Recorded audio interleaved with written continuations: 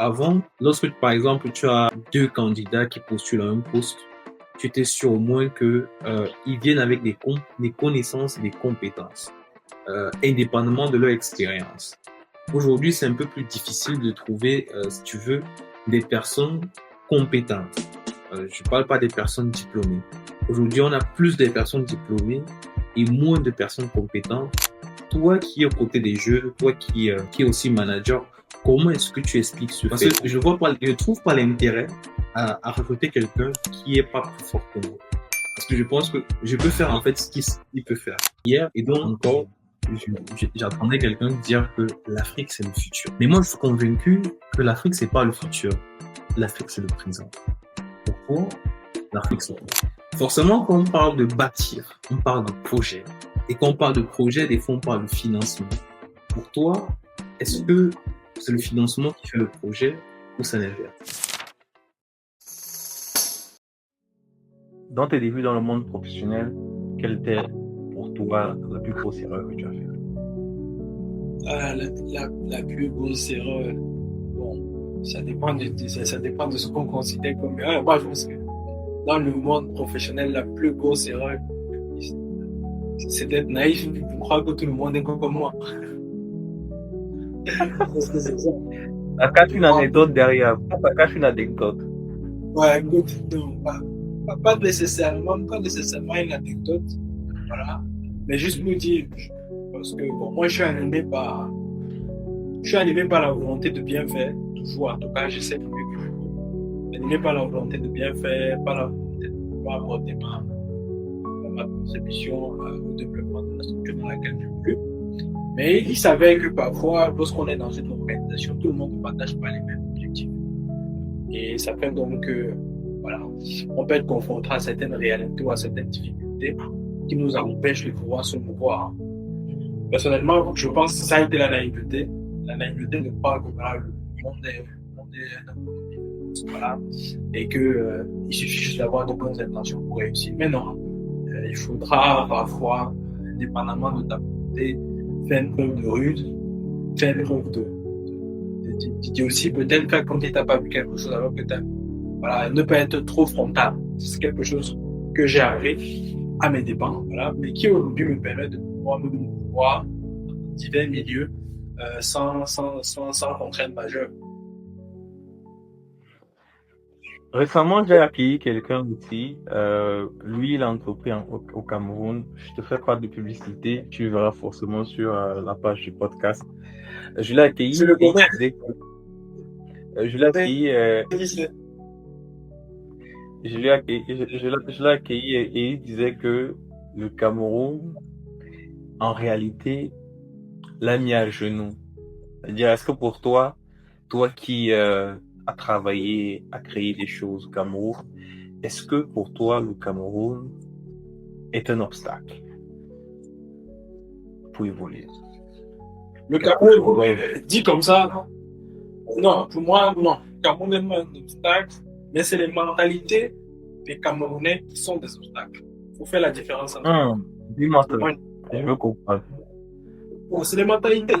C'est les mentalités des personnes avec qui on collabore, voilà, qui peuvent ne pas être adéquates par rapport au projet que l'on a. Qui est une anecdote derrière? Anecdote? Qui est une anecdote derrière? Oui, je peux pas donner une anecdote toute simple. Par exemple, dans le cadre du projet Africa, qui est une association, un think tank qu'on a lancé il y a quelques années, en 2020, par exemple. Il y a une réalité, c'est que lorsqu'on lançait Africa Nova, en période Covid, on a eu dans notre groupe WhatsApp, on est des jeunes qui avons cofondé cela, on a dans notre groupe WhatsApp à peu près 100 personnes qui, à la base, étaient motivées, voulaient apporter leur contribution de façon bénévole, sans aucun souci. C'est ce qu'on appelle la dynamique de masse du groupe. On était nombreux. Après, lorsqu'on est vu passer aux hostilités, les actions prises de responsabilité respectives, lorsqu'on a lancé une initiative en 2020, en pleine période de vie, au début, on a eu un niveau d'adhésion maximum, à peu près 100 personnes qui voulaient véritablement, avec nous, apporter notre narratif sur le continent africain, relativement à la jeunesse qui contribue à faire telle chose, sur plusieurs sujets. Est-ce que je veux dire en termes de mentalité, justement, on a la mentalité, très peu de personnes dans notre contexte ont la capacité d'endurer le temps à ce qu'un projet devienne un peu plus mature et puisse être porteur de produits. Limite, ce qu'on constate malheureusement, c'est que les gens veulent venir juste dans un projet qui est déjà bâti et commencer à bénéficier des ressources directement. Donc, cette patience-là, cette envie de construire pas à pas les choses, n'est pas forcément la chose la plus partagée par tous. Mais comme je dis, cela même n'a pas été, pour nous, n'a pas été un obstacle. Nous avons pu continuer. Donc, ça, c'était un sujet que je voulais relever sur la mentalité. Donc, sur la mentalité, sur le mindset. Voilà. C'est pas forcément, et je l'ai compris au fil du temps, que c'est pas forcément tout le monde qui a ce mindset-là pour comprendre qu'une initiative, lorsqu'on la lance, c'est pas du jour au lendemain qu'elle devient, voilà, un grand projet. Ça prend du temps, ça demande du travail, ça demande des sacrifices surtout, qui vont nous permettre d'atteindre ces objectifs-là. Donc, voilà. Je t'ai coupé dans ta dynamique, tu nous parlais de Afrique Nova, Si, de la création forcément, oh, oh, et de oh. l'anecdote derrière.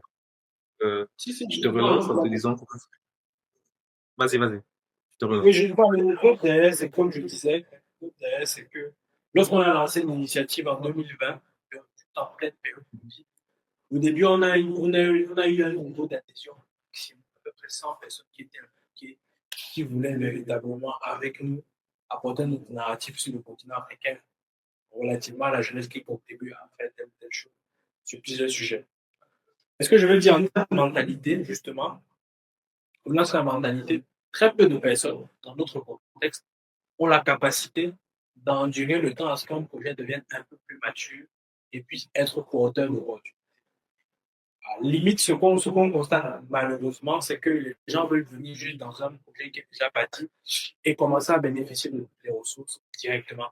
Donc, cette patience-là, cette envie de construire pas à pas les choses, n'est pas forcément la chose la plus partagée par tous. Mais comme je dis, cela même n'a pas été, pour nous, n'a pas été un obstacle. Nous avons pu continuer. Donc, ça, c'était un sujet que je voulais relever sur la mentalité. Donc, sur la mentalité, sur le mindset. Voilà.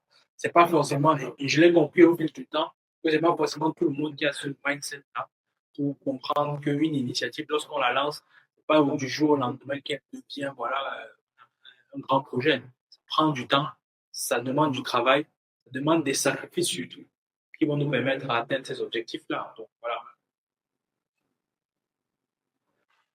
Ouais, ça, je vais te dire bienvenue au groupe, bienvenue dans le club, parce que en fait, généralement quand on commence quelque chose, surtout qu'on est passionné et qu'on veut amener les gens avec soi-même, on se dit forcément, on monte notre petite équipe, on lance un projet, on bosse dessus, mais sauf que tout le monde ne pense pas comme nous, déjà, ça c'est d'un.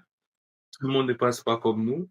Il y a des personnes qui pensent, par exemple, qu'à gagner de l'argent. Il y a d'autres qui pensent qu'à avoir une position sociale. Il y en a d'autres qui pensent forcément à développer, à créer de la valeur. Et je reviens sur le même débat. Est-ce que tu penses que cette vision-là ne biaise pas un peu les achievements pour les Africains? Par exemple, je faisais la comparaison récemment dans le dernier podcast avec mon dernier invité et il me disait il y a une différence entre un entrepreneur occidental et un entrepreneur africain. Est-ce que tu penses que c'est vrai? Oui, je pense qu'il y a une différence. Après, moi, je suis quelqu'un, je n'aime pas faire des comparatifs entre l'Occident et l'Afrique parce que je pense que déjà, les réalités sur le terrain ne sont pas les mêmes. Ça, c'est le premier postulat sur lequel je vais. Maintenant, moi, je prendrais peut-être une comparative entre nous, Africains, parce que moi, j'ai la conviction que s'il faut faire des comparatifs, c'est pas avec l'Occident. Je prends par exemple le cadre d'un modèle entrepreneurial entre un entrepreneur qui évolue dans l'Afrique francophone un entrepreneur qui évolue dans l'Afrique anglophone. Pour avoir une chance de pouvoir parcourir ces deux grandes zones, notamment dans des pays majeurs d'Afrique comme le Ghana et revenir peut-être au Cameroun dans l'Afrique francophone, la capacité ou la façon dont un entrepreneur ghanéen d'Afrique anglophone euh, aborde un problème par rapport à un entrepreneur d'Afrique francophone est totalement différent. Déjà, de par nos cultures respectives qui sont totalement différentes. Parce que le mindset anglo-saxon est totalement orienté vers la pratique. Voilà. Il n'est pas, je dirais, il n'est pas campé sur les diplômes, la position. Je prends l'exemple. Dans une structure avec des méthodes anglo-saxonnes, c'est pas nécessairement parce que c'est le manager que forcément il a la réponse à un problème. Et ça, il accepte de façon facile parce qu'il se dit, autant nous sommes dans l'équipe, chacun apporte sa contribution et la réponse peut venir. Mais dans un environnement francophone, ça va être un peu compliqué pour le chef, parce que déjà le mot il est très bien défini, de comprendre que la solution peut venir d'un élément dont il a la responsabilité sur. Donc, je pense que c'est des dynamiques aujourd'hui, de façon globale, que ce soit dans la société, dans l'entrepreneuriat, peut-être même sur des enjeux gouvernementaux, qu'il faut, qu'il va falloir, devoir modifier et apporter un nouveau souffle en termes de leadership. C'est ça que moi, au sein d'Africa Nova, j'essaie au maximum d'épauler le maximum de mes équipes, de mes collaborateurs, de mes cofondateurs, pour qu'on puisse travailler ensemble de façon consensuelle et que chacun puisse apporter sa pierre à l'édifice. L'idée n'est pas seulement de dire oui, Yann, tu me crées. Non. L'idée est de se dire ensemble nous avons pu, ensemble nous avons réussi. Et je pense que cette dynamique, et pour moi, je le dis très souvent avec les gens avec qui j'échange de notre génération, que le challenge, le plus gros challenge de notre génération, en tout cas nous, on va dire vingtaine, trentaine, on va faire ça comme ça, c'est d'apprendre à travailler ensemble, de comprendre que c'est lorsque nous avons la possibilité d'atteindre des objectifs bien plus grands que ce que nous espérons quand nous travaillons tout seul. Je pense qu'il y a un proverbe africain qui le dit très bien, qui le dit ensemble, seul, on va loin.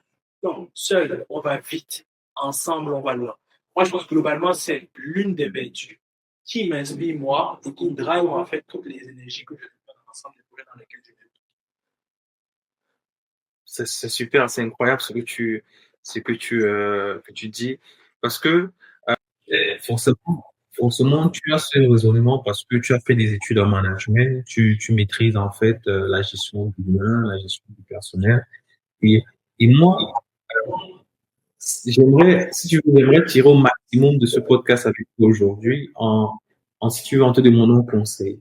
Pour toi, quels sont les 5 conseils que tu pourras donner à un patron d'entreprise, à quelqu'un qui crée des choses? Quels sont les 5 conseils en tant que manager, en tant que quelqu'un qui sait gérer l'humain?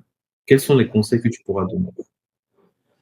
Ok, conseil déjà, en parlant de conseil, j'ai la chance depuis 2017, déjà de par mes expériences professionnelles passées passé en cabinet de conseil et aussi d'avoir lancé justement Conquéris, qui est une boutique de conseil panafricaine qui se veut être le bras séculier TPE, des PME africaines dans le cadre de leur croissance, notamment sur les questions de stratégie, de transformation digitale et voilà, justement de gestion des ressources humaines, matérielles, financières, etc., au service du développement. Donc moi, les 5 conseils, vraiment, ce serait très simple. C'est des conseils qui peuvent s'appliquer dans le business comme dans la vie. Donc la première chose, c'est sélectionner, en fait, bien constituer ton équipe. Ça, c'est la première chose. Bien constituer. Ça, c'est le premier problème. Je suis d'accord. Je sais que c'est un gros problème, mais bien constituer. Bien constituer son équipe, dans mon sens, ce n'est pas uniquement les. Parce que pour moi, en affaires ou en toute forme d'association, ce qui compte, c'est la loyauté. Ça, la chose la plus importante.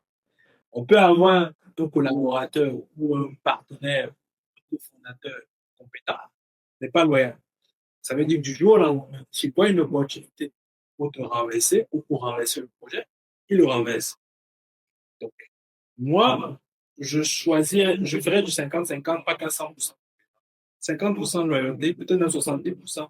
60, non, je dirais loyauté, 60% loyauté, 40% compétence. Parce que la loyauté, c'est très important lorsqu'on mène des initiatives ensemble. C'est très important. Voilà.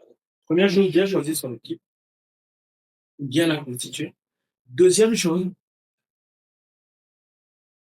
je dirais, en anglais, il y a souvent ce qu'on appelle, en leadership, il y a une expression qui m'échappe un peu, c'est live by example. Ça, c'est très important. Prêche par, prêche par l'exemple. Moi, c'est quelque chose qui est clé dans la capacité d'un leader à pouvoir impacter positivement. Le deuxième conseil sera prêche par l'exemple. Ne demande pas à un collaborateur peut-être de faire une tâche en 5 minutes ou en 3 minutes, alors que toi-même, si on te le met dessus, voilà, dépendamment de ton expertise, etc., te prendra plus de temps. Vraiment, entre autres, hein, il y a plusieurs choses sur lesquelles tu dois aller. Quand, par exemple, on demande aux gens. Bon, après, je sais pas si je dois te couper, mais en fait, j'ai pas intervenir si tu veux. En fait, quand tu dis, ne fais pas, ne demande pas à un collaborateur si tu veux de, de faire la chose, par exemple, en 3 minutes, quelque chose, par exemple, que tu sais pas faire. Moi, j'aimerais te dire que moi, je recrute que les personnes, si tu veux, je ne recrute que les personnes qui sont plus fortes que moi. C'est-à-dire que pour que je Voilà, recrute par exemple. pour que je recrute quelqu'un, c'est pas ce que tu vois. Pour que je recrute quelqu'un, la personne doit être 2 fois plus forte que moi, en fait, en réalité. Parce que je trouve pas l'intérêt à recruter quelqu'un qui est pas plus fort que moi. Parce que je pense que je peux faire, en fait, ce qu'il peut faire. Et donc, je vois pas l'importance à recruter. Donc, c'est un peu, je comprends ce que tu veux dire, mais je pense que c'est un peu biaisé parce que à partir du moment où tu recrutes que des personnes qui sont plus fortes que toi, forcément, tes standards envers cette personne-là sont élevés, tu vois. Moi, Ouais, forcément, je peux pas faire en 3 minutes, mais la personne, puisqu'elle est plus forte que moi, peut faire en 3 minutes et peut-être même en 1 minute, qui sait. Donc, en fait, c'est un peu ça que je veux dire. ouais, je suis tout à fait d'accord avec toi. Peut-être l'exemple, peut-être je l'ai un peu mal choisi. Mais je veux dire, en termes d'exemplarité, tu es le premier moteur qui démontre ce que tu prônes. Voilà, si je te dis ça. Donc, en termes Mm. d'exemple, et sur plusieurs sujets, tu dois être le premier moteur. Mais également, le sujet que tu viens d'aborder sur la capacité, c'est également de quelque chose avec un peu d'empathie. Ça, c'est peut-être la troisième chose. Parce qu'en Mm. fait, une journée pour moi, une journée de moi, globalement, comme les journées ne se ressemblent pas. Autant aujourd'hui, je peux être 2 000 fois, 3 000 fois performant. Le lendemain, je ne peux pas être à mon max. Ce qui compte vraiment, c'est de voir, en fait, atteindre ses objectifs. Et bien Mm. évidemment, on le timing que ce soit. On s'est fixé. Donc, c'est diriger avec de l'empathie, ce sera la troisième chose.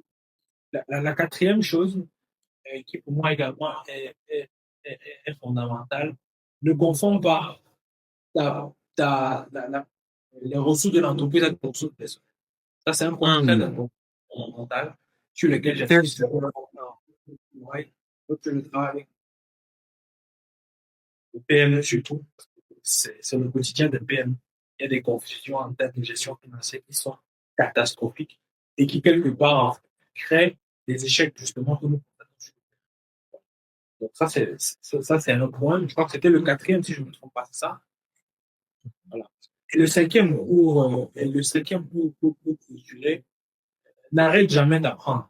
Parce que voilà, je pense que la vie est un pas continuel et chacun, peu importe sa casquette, doit continuer d'apprendre.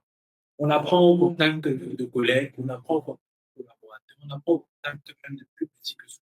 On apprend au contact des aînés qui ont déjà vécu leur vie, qui ont passé des étapes. On apprend de tout le monde.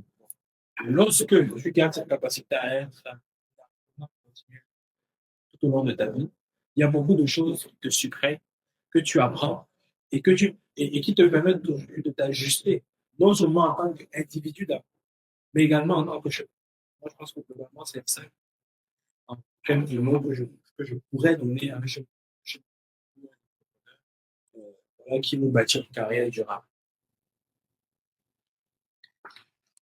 C'est vrai ce que tu as, vraiment les 5 piliers, en fait, dans chaque pilier, je me suis reconnu, tu vois. Et tu as tout à fait raison dans le sens où je pense qu'il y a une anecdote derrière. Moi, je pense que tous les entrepreneurs font cette erreur-là. L'argent, bon, après, ce sont des erreurs des débutants au début. L'argent de ton business n'est pas ton argent, c'est l'argent du business. Après, dès que tu tombes, tu commences à comprendre qu'en fait, oui, c'est comme ça que ça marche. Et puis voilà, donc je pense que tu as dit, si tu veux, le canevas en fait pour ne pas tomber, parce que voilà, il y a des personnes qui tombent, qui se relèvent, mais pour rester debout, je pense que tu as donné le canevas parfait. Après, je reviendrai sur je pense que c'est pas c'est le premier ou le deuxième point, qui est constituer son équipe. Je pense que c'est quelque chose de très difficile, très très très difficile. Avant, tu avais l'assurance que je vais peut-être après tu vas me donner ton point de vue sur ça. Avant, on avait la certitude ou l'assurance que on pouvait, si tu veux, on pouvait développer des choses. Tu peux bloquer ton son, s'il te plaît? Ok. Voilà.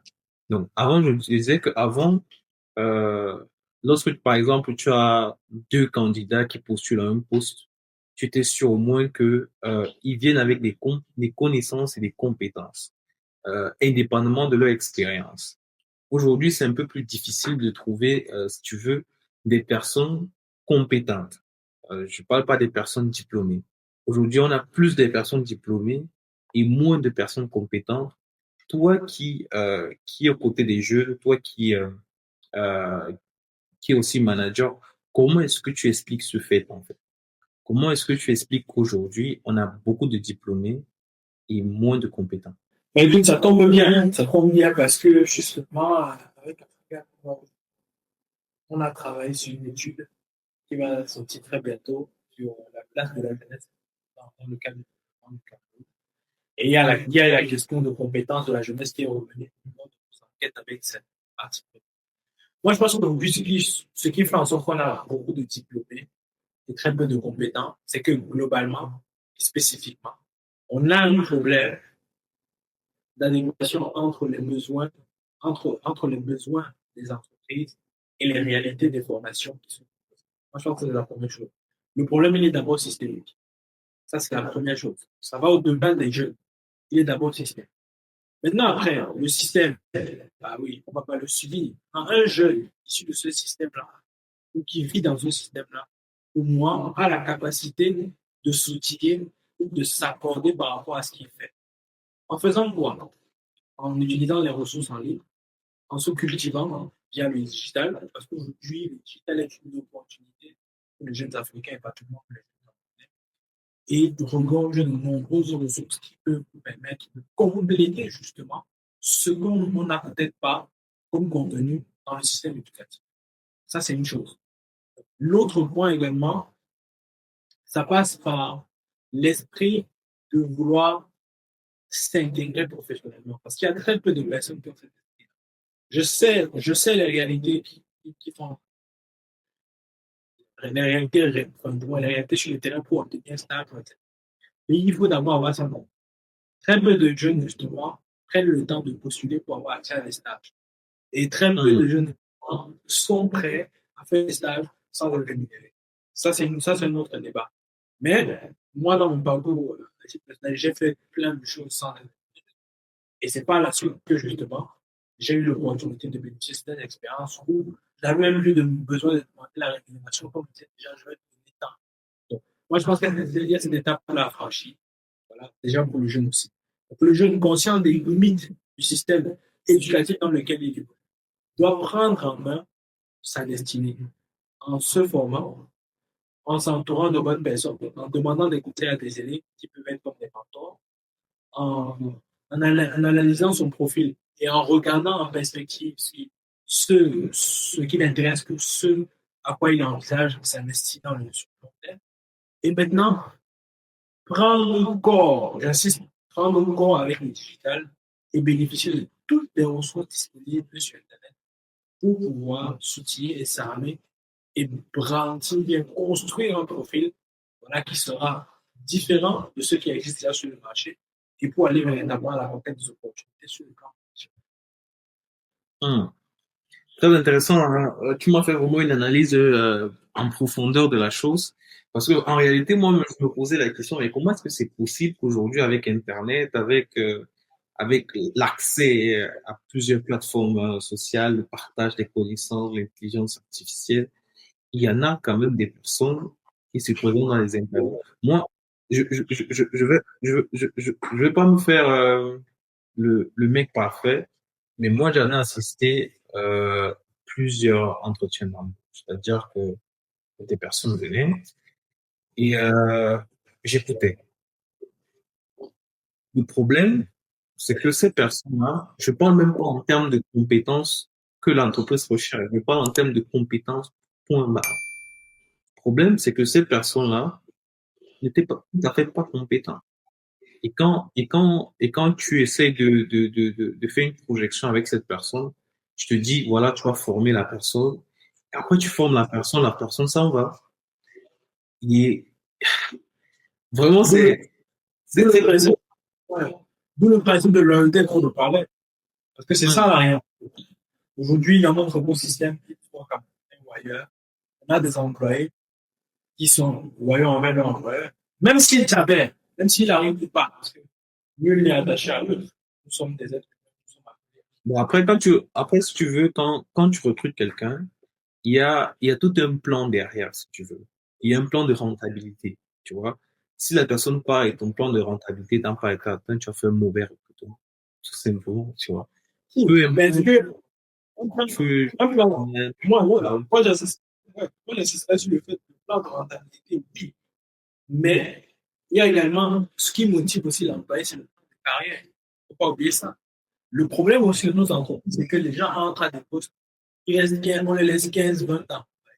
À un moment, ou 5, 6 ans. À un moment, le gars se fatigue aussi par ailleurs. Je pense aussi qu'en termes de management, je pense qu'en termes de management aussi, il y a des façons de gratifier l'employé. Pas nécessairement chaque année d'évoluer, mais j'en connais, il y a des manières de gratifier l'employé et de faire en sorte qu'il se sente important et utile dans la société avec lui. Je pense que si on analyse bien, c'est l'unique des raisons par rapport là, les conditions salariales. La plupart des personnes ne quittent pas l'entreprise, comme on dit souvent, parce que le manager ou globalement le management. Que par contre, on a des entreprises avec un management toxique qui fait en sorte que la personne se dit, bah, écoute, je suis même presque en train de sacrifier ma vie à un moment.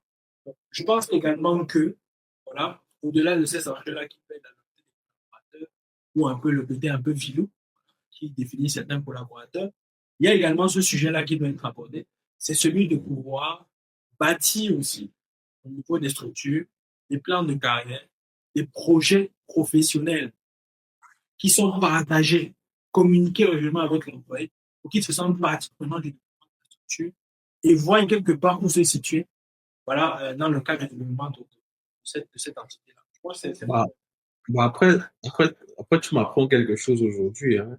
Mais en réalité, si tu veux, lorsque je parle de mon cas, hein, je parle pas du cas en général, c'est pas comment les autres font. Lorsque moi lorsque je recrute quelqu'un, j'ai un plan défini sur ce qu'il va faire. Si tu veux, je sais ce qu'il va faire. Mais sauf que des fois, la personne vient, moi si tu veux, je partage en fait ce qu'il va faire. La personne vient et la personne ne regarde pas ce qu'il va faire, regarde ce qu'elle va toucher comme argent, comme salaire. Tu vois ce que je veux dire? Et le problème, je pense que le problème, il est là. Tu vois? Donc, moi, je recrute quelqu'un pour résoudre un problème, mais sauf que la personne vient également pour résoudre un problème qui est financier. Ça, se capte. Et donc, à partir de ce moment-là, je pense qu'il y a un quiproquo qui permet à cela que, voilà, lorsque la personne est rassasiée, il s'en va sans avoir la rentabilité ou sans avoir résolu le problème que je veux. Ça, je parle dans le cas si tu l'as pris vraiment, il savait rien faire, tu l'as formé, tu vois. Et donc, c'est ça que je comprends aujourd'hui des entreprises qui sont très, très sceptiques à, à recruter, à recruter des personnes qui n'ont pas de compétences, qui n'ont pas d'expérience. Parce que tout simplement, ces personnes, comme tu as dit, tant pour moi, qui ont des plans de carrière, qui veulent faire des choses incroyables, euh, à partir du moment où ils commencent à avoir des compétences, eh ben, ils sautent sur le premier bateau qui apparaît. Et donc, est-ce que ce n'est pas forcément ça qui explique le fait que la rigueur des entreprises aujourd'hui, sur le terme de recrutement, qui demande 5 ans d'expérience, pour que tu commences à être rentable dès le premier jour? Est-ce que ce n'est pas ça? ça peut être une raison. Ça peut être une raison.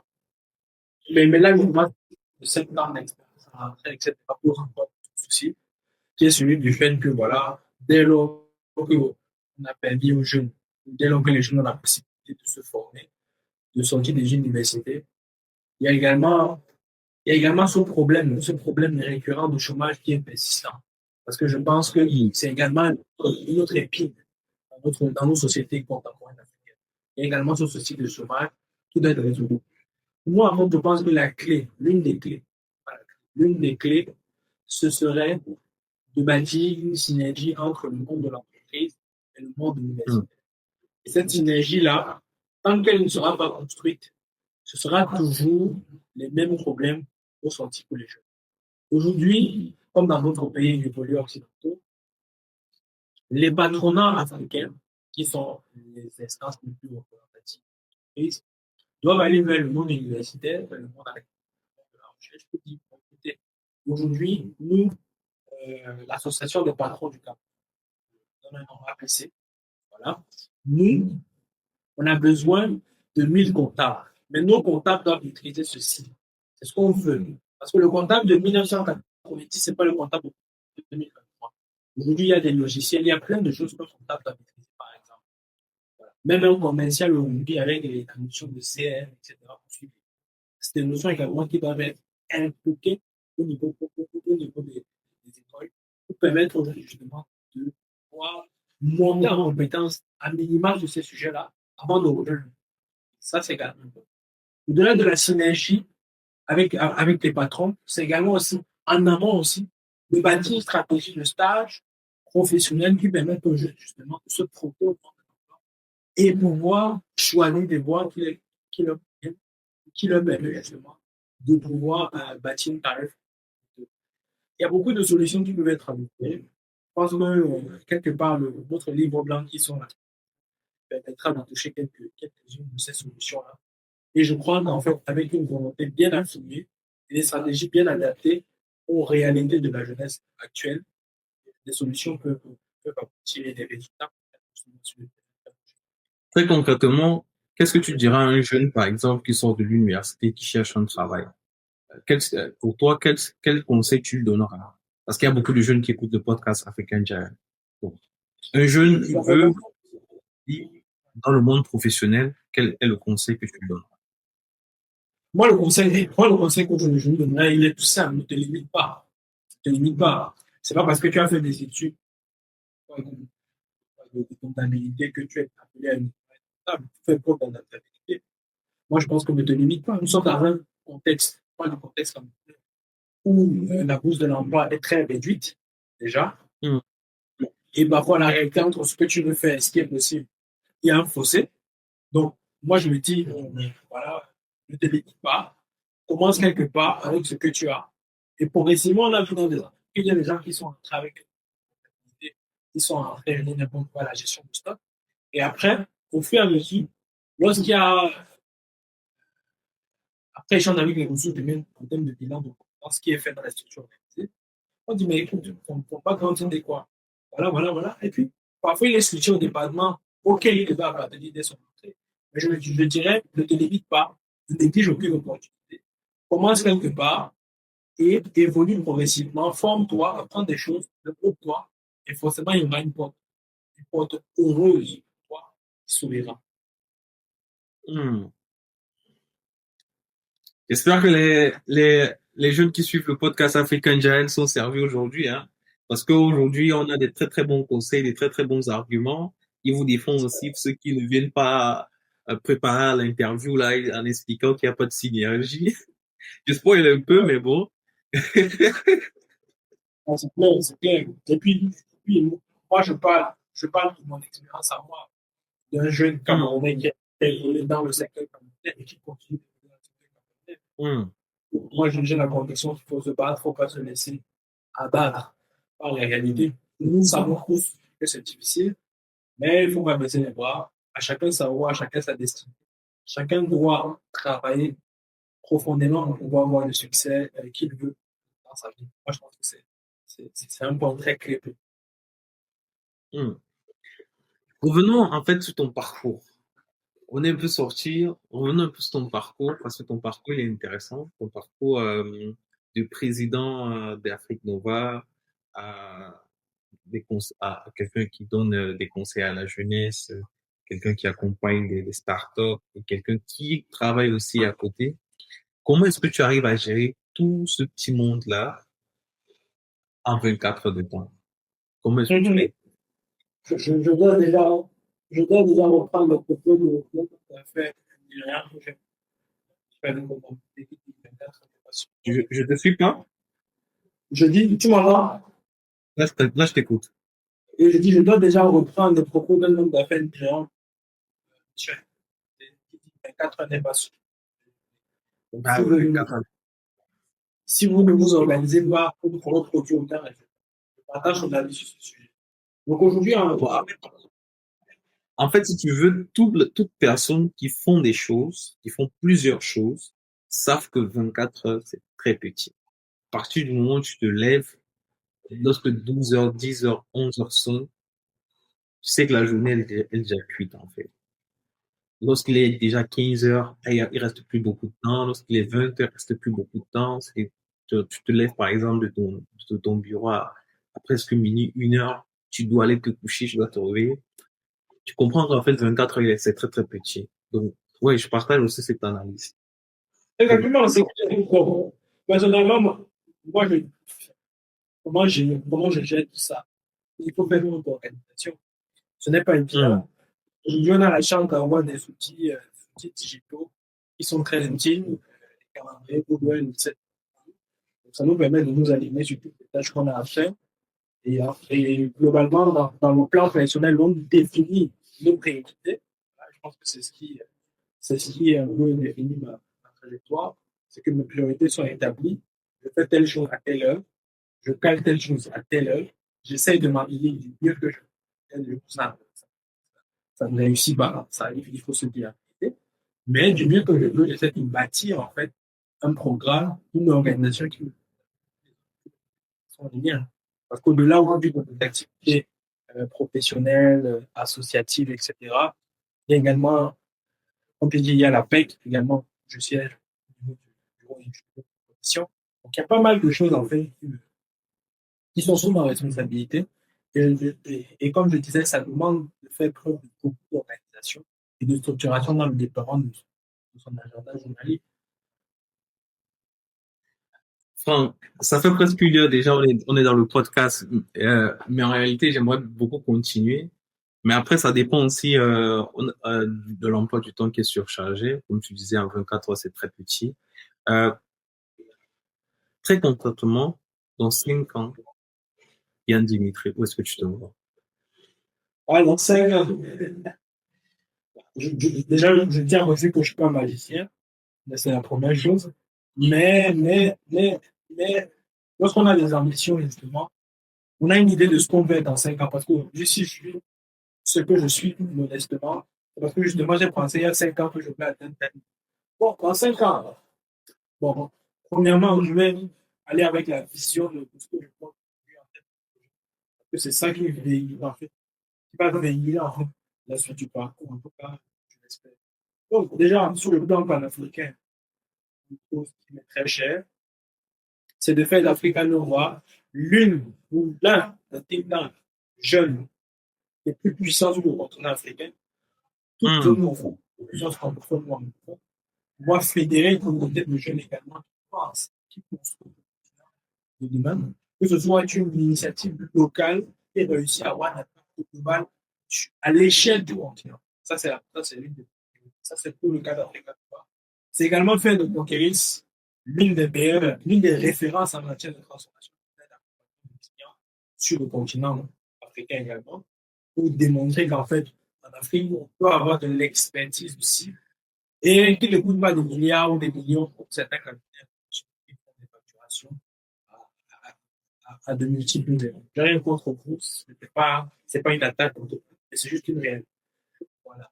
Donc, et aussi, peut-être aussi, bah, dans 5 ans aussi, sur le plan professionnel, pour rester musulman, c'est pourquoi pas être peut-être aide de famille, voilà, des enfants.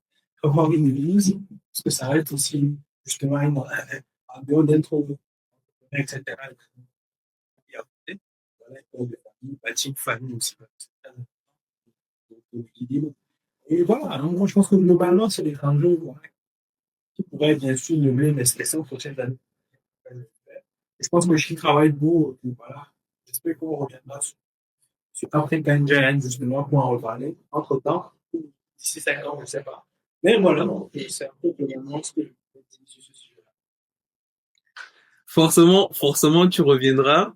Je suis pas magicien comme tu l'as dit, mais forcément qu'on a une vision.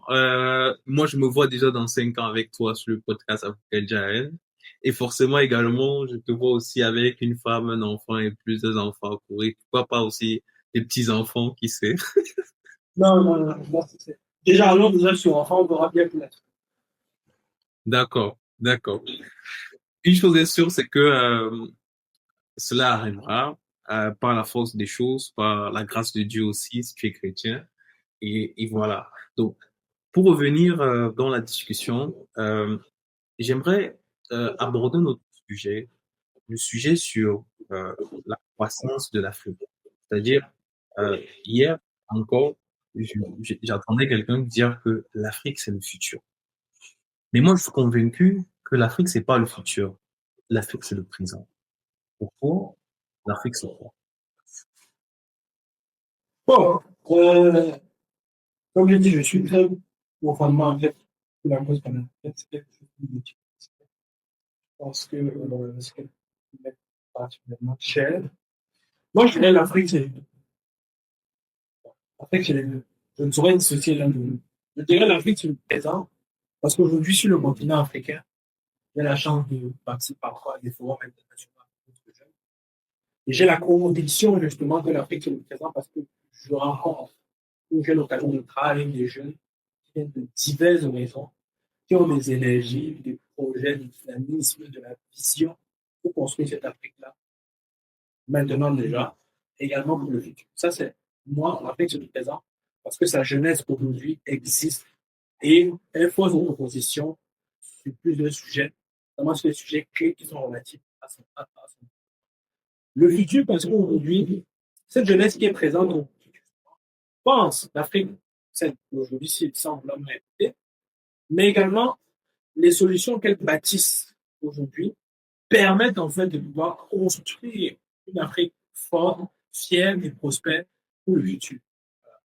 Et l'Afrique, dans son ensemble, sur le plan, en matière de développement, est en pleine croissance et a encore besoin de milliers de mains, de milliards de mains.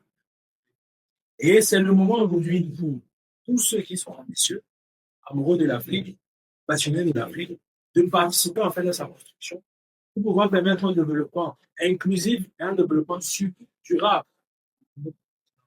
Moi, je dirais tout simplement que l'Afrique, c'est aujourd'hui, mais c'est également demain. Mais cela, le demain existera si et seulement si nous, moi je parle de la jeunesse parce que je suis jeune, je parle en faveur de la jeunesse. Nous, la jeunesse, nous sachons prendre les bonnes armes pour prévoir, pour construire, pour envisager et pour rendre le futur possible. Moi, c'est ma conclusion. Et justement, dans le cadre de notre État africain, nous prenons ça. Parce que nous pensons que la jeunesse est celle qui va bâtir le futur des possibles. Construire en fait un continent dont on sera fier, un continent qui sera épanoui, stable et surtout respecté sur l'ensemble de façon mondiale. Hmm. Forcément, quand on parle de bâtir, on parle de projet. Et quand on parle de projet, des fois, on parle de financement. Pour toi, est-ce que c'est le financement qui fait le projet ou c'est l'inverse? Non, moi je pense que c'est non, justement, c'est un sujet que j'aborde beaucoup avec Chris lorsqu'on accompagne des startups. Je pense que c'est le projet qui fait le financement et non les baisse parce que j'en connais qui ont reçu des financements à des milliards de dollars qui n'ont totalement rien fait parce que justement le projet n'était pas bétonné ou le projet justement n'était pas bâti avec conviction. Je pense que c'est le projet qui ouvre la porte au final. Parce que justement le projet il est mûri, il est pensé, il résout un vrai problème dans un contexte bien spécifique et est porté par une équipe qui qui a de la valeur et une équipe qui croit elle-même en son projet d'abord. Je pense que c'est le plus important.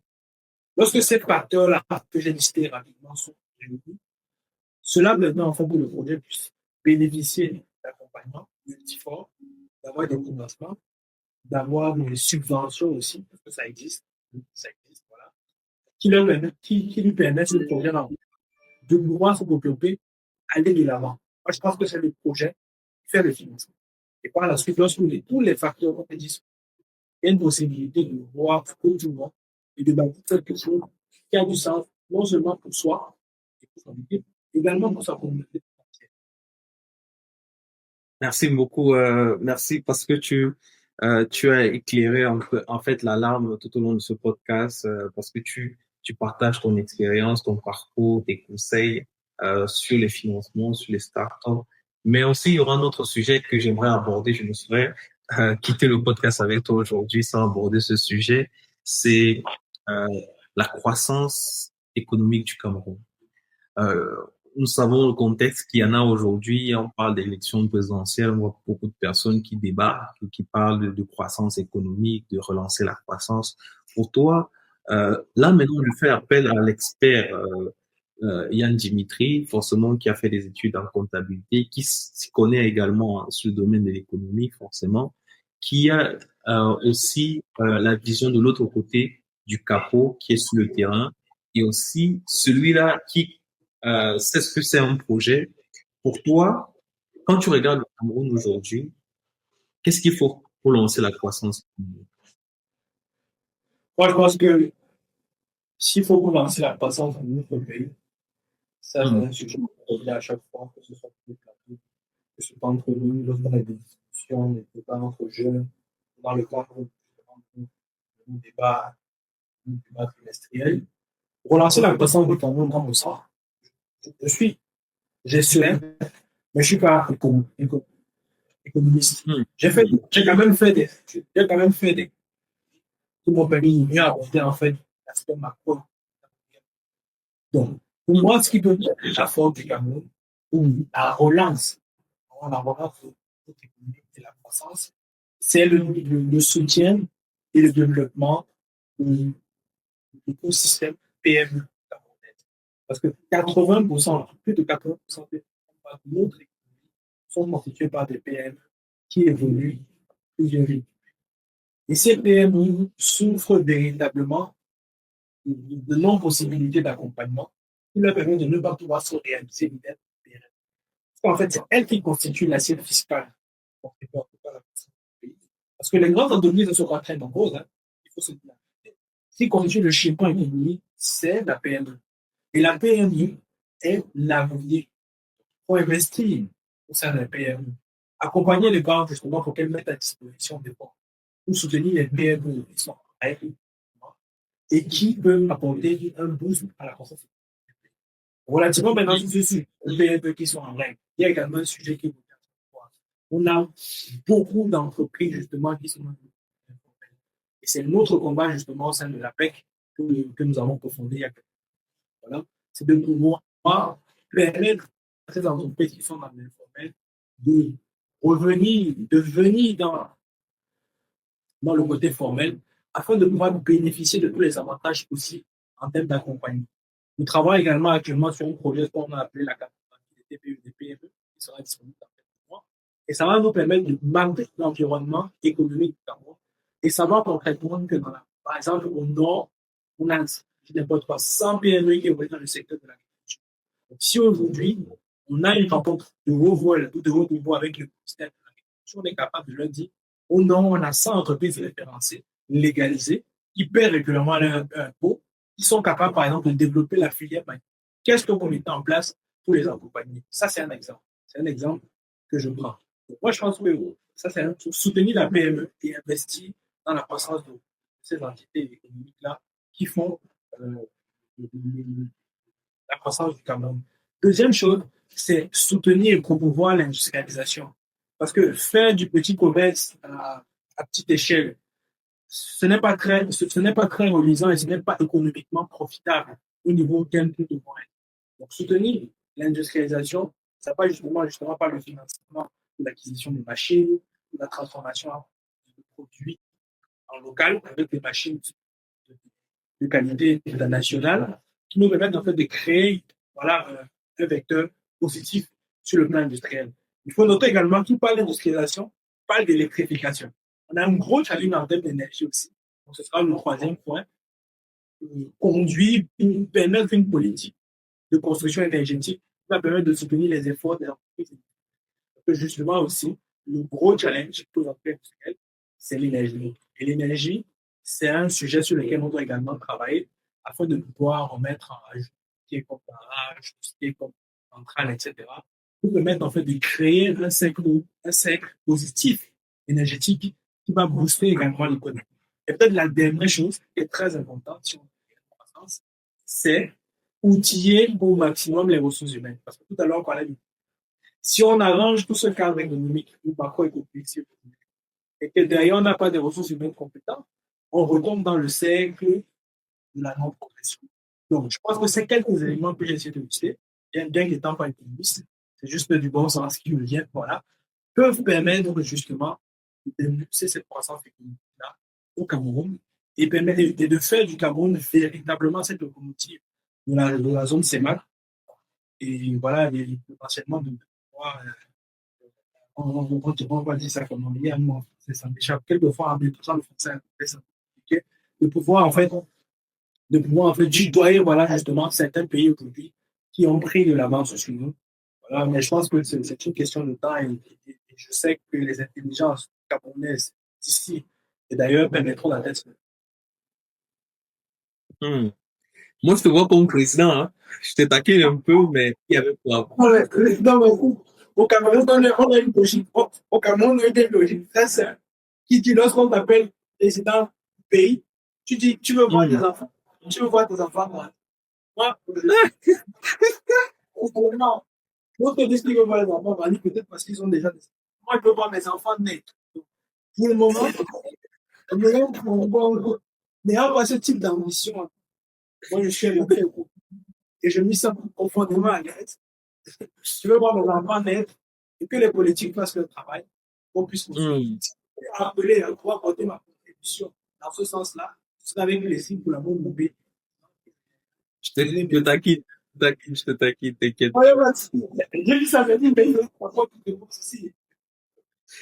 Forcément, on est ce qu'on est par la somme de notre histoire, de notre parcours, mais aussi des mains qui ont œuvré pour être ce qu'on est aujourd'hui. Et chaque fois que je reçois quelqu'un sur le podcast African Giant, je demande toujours, pour toi, quelles sont les personnes à remercier sur ton parcours? Bah, déjà, Dieu. Je suis chrétien, donc je veux commencer par Dieu. C'est pas une personne. Je remercie déjà Dieu parce que je pense qu'au quotidien, sa force, voilà, sa volonté permet en fait que je sais ce que j'essaie de faire à mon niveau de vie. Et j'en suis profondément ça. Par la suite, je remercierai mes parents, père et mère, que je profite pour saluer. J'espère qu'ils vont mon père et ma mère parce que je considère qu'ils nous ont, père et moi, la possibilité de pouvoir nous exprimer. Ils nous ont donné une éducation pour moi de qualité qui nous a permis de pouvoir côtoyer les meilleures institutions locales, voilà, qui nous ont permis de développer des capacités aujourd'hui qui nous sont très utiles dans la vie, que ce soit sur le plan personnel comme professionnel. Par la suite, je remercierai moi mes frères. J'ai 3 frères, ce sont des garçons. Les frères sont une véritable source d'inspiration. Chacun dans son domaine, dépendamment du fait que nous, voilà, on n'est pas dans le même domaine. Chacun a sa passion, chacun vit son métier. Et je pense que c'est également une source d'inspiration parce que chacun a sa façon de trouver sa voie. Et ça, c'est quelque chose, moi, en tant qu'aîné, et qui me donne la force de continuer à toujours être. Et je l'espère continuer à l'être. Voilà. Et j'espère que je fais de mon mieux. Ils me le disent quelquefois. Donc, voilà, c'est un peu ça. Et enfin, voilà. Je remercierai également tous ceux qui m'ont accompagné. Comme on dit, l'homme ne se fait pas tout seul. Il se fait accompagné de plusieurs personnes qui apportent d'une manière ou d'une autre. Toutes ces personnes-là Seigneur, ma famille, mes proches, etc. Donc, je les remercie profondément et je pense que c'est grâce à eux que j'ai la facilité de faire certaines choses. Voilà. Et j'ai la facilité de pouvoir avoir accès à certaines missions.